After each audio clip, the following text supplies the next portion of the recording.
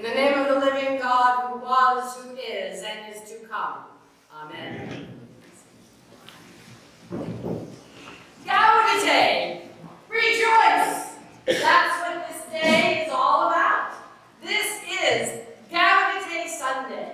That comes to us from the Latin, and it is the very first word in the very opening line of the Mass of the Roman Church that was appointed for this day, the third Sunday of Advent, or for us, the sixth Sunday of Advent. Gaudete Sunday, joy. That's what this day is all about. That opening line, rejoice in the Lord always. Again, I say rejoice. That is what we are called to do today. And so we light the pink candle. Now, for children, I'm sure it means that Santa is near, which is not too far from the truth because we've only got a week to go, and it's going to be here before we know it. But in reality, I think in order to truly understand what the joy of this day is all about, we need to look to the readings appointed. Our first reading, the reading from Isaiah, is all about the exiles, the Babylonian exiles returning home after having been defeated and held captive in a brutal and unkind war. They are wounded, they are scared, they are lonely, they've been apart from their land and from their God for a very long time. But now they are returning home. And one commentator that I read said it like this: it is in fact the second Exodus. The first Exodus, however, was different in that Exodus they were in the wilderness, right? There were hardships and struggle all along the 40 years that they wandered. But in this time, in this journey, things are different. The wilderness explodes in beauty, flowering, green, verdant, beautiful, all of creation celebrating the homecoming, all of God's creation. Every aspect is doing the great dance of joy because those who have been banished, those who have been captive, are returning home again and will find wholeness with their God in the way their hearts have longed for so long. It is a beautiful story, filled with hope, filled with beauty, filled with rejoicing, the earth itself rejoicing at the homecoming. How brilliant and gorgeous is that? But now let's look at the gospel for today. It's an interesting one. Our beloved John the Baptist, the forerunner of Christ, the one who not too many chapters ago at the banks of the Jordan instructed people to respect one who would baptize with the Holy Spirit, one who was stronger than he would come.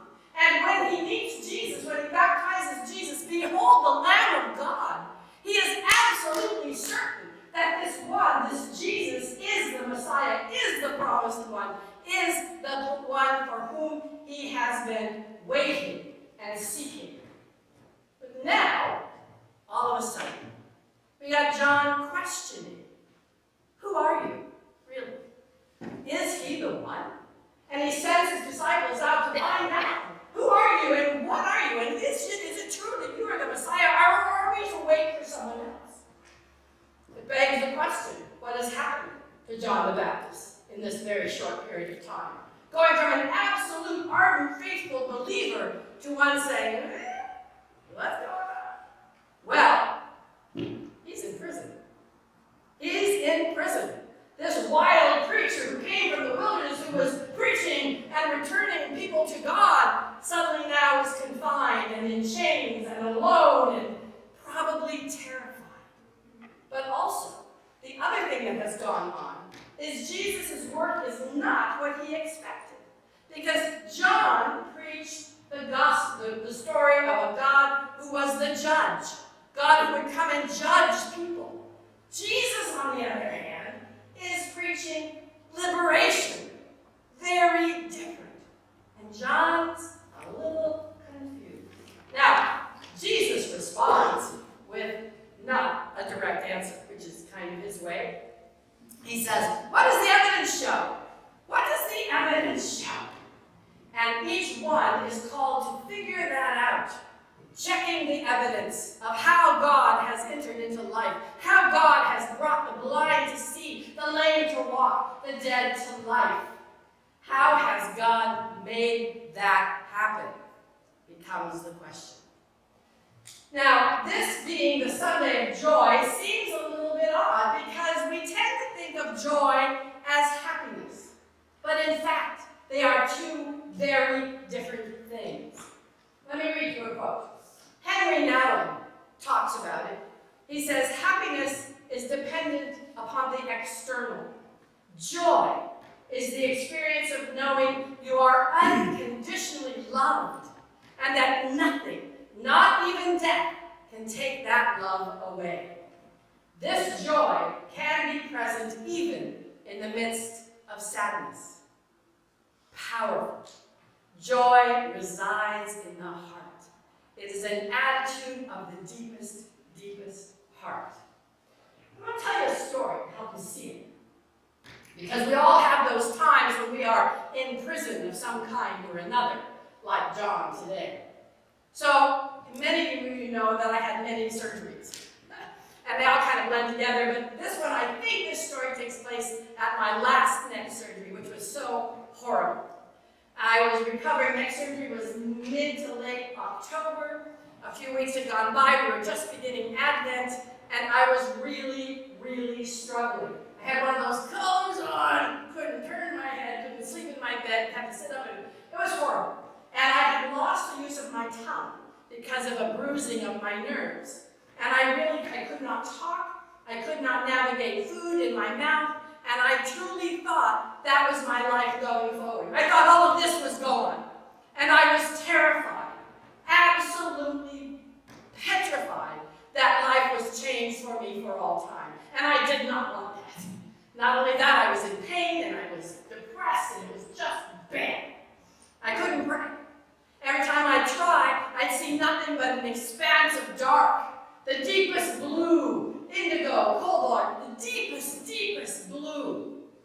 But here's the thing. People were praying for me, even though I couldn't. I know that prayer chain was praying. People were praying for me, and one day, in the midst of that blue, sitting in my chair all by myself in my living room, looking forlornly at the Christmas tree that I couldn't even help decorate, suddenly, in the very dark corner, right here to my right, the very, very bottom of this blanket of dark, was a single speck, a golden speck that suddenly appeared. And it caught my attention. My imagination went to see, what is that? And the more I wondered and the more I looked, the bigger it became. It grew and it changed and it grew and it changed until finally it was the manger. It was the golden straw filling the manger. And lying in that manger was the infant child. And his arms were stretched out so as to hold me in an embrace of absolute love. There was that moment, that tiny little gift of unconditional love that was there for me in my darkest, most miserable moment. And it changed me. It helped me. It helped me to move through the pain, through the fear, through the sadness, because I knew those little arms were reaching out to me, loving me. And I knew that that one who would grow up and teach and preach and lead and heal would stretch out his arms on the hard of the cross, that everyone might come into the reach of his saving embrace. That, my dear friends, is love. That is where our joy can be born, because that kind of love can conquer absolutely everything. So our charge and our challenge is to own the beauty of joy, to own the fact that joy brings us that little tiny element of hope. And I've long said that in change, there is always joy as well as grief in varying percentages. It's always together. Joy is always there. So let us this day, let us find the patience to trust that the joy is there.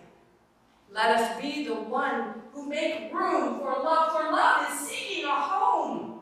Love is seeking our home, and our job is to make a place that the joy, the love can take root, and that we can carry that in all that we are and all that we do. Gaudete, rejoice, for we are loved. Amen.